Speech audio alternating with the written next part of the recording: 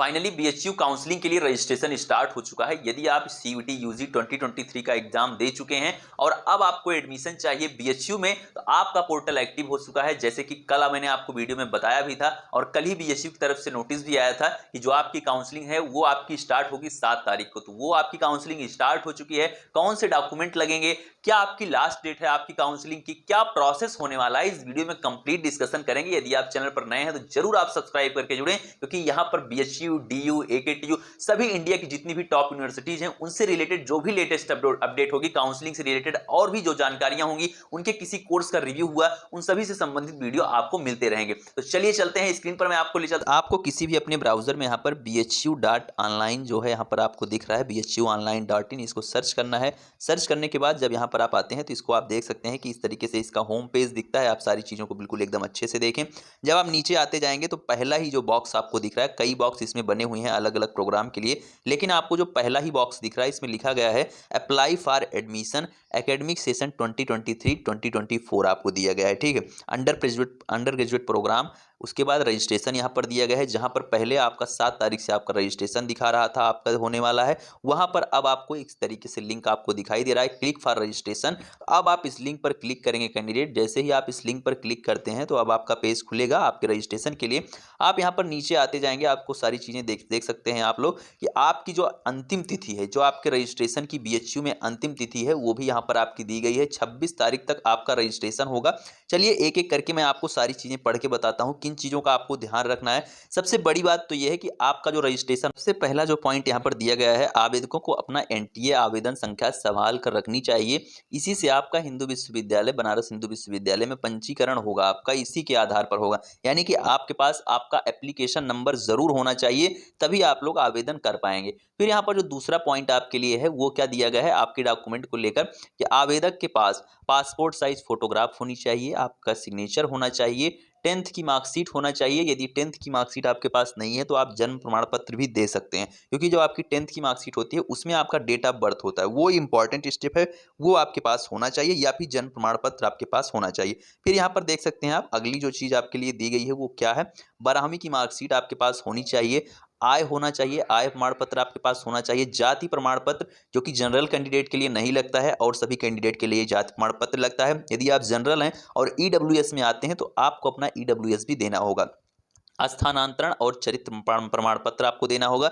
स्थानांतरण क्या होता है, ट्रांसफर सर्टिफिकेट, जिसे आप टीसी बोलते हैं। चरित्र प्रमाण पत्र होता है आपका कैरेक्टर सर्टिफिकेट, ये आपके पिछले कॉलेज में जिसमें भी आप पढ़े हुए हैं वहां से आपका बनता है। जैसे अन्य प्रासंगिक दस्तावेजों की स्कैन कॉपी आपको तैयार रखनी चाहिए। यदि आपको रजिस्ट्रेशन करना है उससे पहले ये सभी डॉक्यूमेंट आपके पास होने चाहिए। पहला क्या है, फोटोग्राफ आपके पास, आपका सिग्नेचर, हस्ताक्षर, 10वीं 12वीं की मार्कशीट, आय, जात, निवास, ये आपके पास होना चाहिए। निवास प्रमाण पत्र इसमें नहीं दिया गया है। चलिए आगे देखते हैं। उसके बाद टीसी होना चाहिए आपके और सीसी होना चाहिए। चलिए आगे चलते हैं। पंजीकरण फॉर्म भरने से पहले आवेदक को पंजीकरण शुल्क का ऑनलाइन भुगतान करने के लिए तैयार रहना चाहिए। मतलब ऑनलाइन भुगतान के लिए भी आपको तैयार रहना है। इसी टाइम पर आपको अपनी पेमेंट करनी है, रजिस्ट्रेशन के साथ ही आप अपनी पेमेंट कर देंगे तभी आपका रजिस्ट्रेशन मान्य होगा। चलिए आगे चलते हैं। इसके बाद क्या दिया गया, आवेदक की जन्म तिथि, लिंग, जात और यूजी पाठ्यक्रमों का चयन वही होना चाहिए जो एनटीए प्रवेश परीक्षा में चुना गया हो, अन्यथा आवेदक की उम्मीदवारी प्रवेश समिति द्वारा रद्द कर दी जाएगी।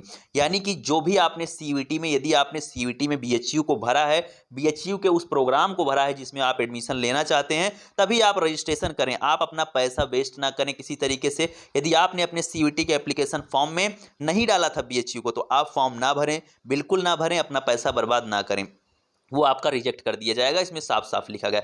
आगे चलिए। आवेदकों को पंजीकरण से पहले का हिंदू विश्वविद्यालय की सूचना विवरणिका का हिंदू विश्वविद्यालय प्रवेश दिशा निर्देशों को भली भांति पढ़ना, समझना और आत्मसात करना चाहिए। ठीक है। उसके बाद यहाँ पर नीचे और चीज़ें दी गई हैं आपकी, कि आपका जो है इंट्रेंस एग्जाम का जो सब्जेक्ट है, जो भी आपने चूज किया है, वो सभी चीज़ें आपकी जो मूल पात्रता है, यानी कि जिस भी कोर्स में आप एडमिशन ले रहे हैं उसके जो रिक्वायर्ड सब्जेक्ट हैं, क्या वो आपके पास हैं। आप उसको बीएचयू की साइट पर जाके चेक करें कि जिसका मैंने टेस्ट दिया है वो मेरे उस पर्टिकुलर कोर्स के लिए मैं फुलफिल करता हूँ वो क्राइटेरिया कि नहीं करता हूँ। यदि आप नहीं करते हैं तो आपका पैसा बर्बाद जाएगा और आपका रिजेक्ट हो जाएगा जो आपका रजिस्ट्रेशन वहां पर किए रहेंगे। इस तरीके से यहाँ पर सारी चीजें आपको दी गई हैं। अब चलिए देखते हैं कि आप जब नीचे आते हैं, बिल्कुल नीचे आने के बाद यहाँ पर आपको जो ये बॉक्स दिख रहा है इसमें आप टिक करेंगे। इसमें आप टिक करके और आगे बढ़ेंगे। जब यहाँ पर आप टिक करते हैं, टिक करने पर ये आपका देख सकते हैं ग्रीन हो गया। फिर आप नीचे आएंगे, नीचे आने पर आपको यहाँ पर न्यू रजिस्ट्रेशन का ऑप्शन दिख रहा है। यदि आप पहली बार रजिस्ट्रेशन कर रहे हैं, अभी आपने रजिस्ट्रेशन नहीं किया है इस वर्ष, तो आपको न्यू रजिस्ट्रेशन पर ही क्लिक करना है कैंडिडेट। यहाँ पर आप न्यू रजिस्ट्रेशन पर क्लिक करके फिर आप यहाँ पर अपना एनटीए एप्लीकेशन नंबर यानी कि सीयूईटी का एप्लीकेशन नंबर जो कि आपको करेक्ट भरना है और 2 बार आपको भरने के लिए आपको चांस मिलेगा।